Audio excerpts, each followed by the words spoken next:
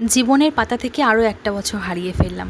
বুড়ি হয়ে গেলাম, ৩২ বছর হয়ে গেল। কি করেই যে কেটে গেল এই ৩২টা বছর সুখ দুঃখ হাসি কান্নার মধ্যে দিয়ে, কখন যে কাটিয়ে ফেললাম চোখের নিমিষ পলক ফেলতেই বুঝতেই পারলাম না। ৩২ বছরের এই ১৬টা বছর আমি বিয়ে করে এসেছি আমার বরমশাইয়ের কাছে। তা প্রত্যেক বছর বিয়ের পরের থেকেই এই রকম দুপুরে একটু ছোটোখাটো সাজিয়ে গুছিয়ে খেতে দেয়, তারপরে কেক কাটায়। এটাতেই আমার অনেক পাওয়া, আর কিচ্ছু লাগবে না।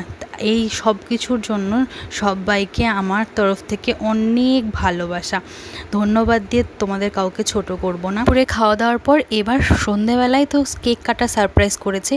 দেওর একটা কেক এনে রেখে দিয়েছে, এই দিকে ছেলে আর বরমাসায়ও একটা কেক এনেছে, কিন্তু ভুল বোঝাবুঝিতে দুটো কেক একই রকম হয়ে গেছে। যাই হোক, সেটাকে নিজেরা কেরামতি করে তো দোতলা কেক বানালো, কেকটা কাটলাম, আর সাথে আমার বান্ধবীর হাতের পায়েস খেয়ে সবাই পায়েস খাওয়ালো, আশীর্বাদ করলো, ভীষণ ভালো কাটলো।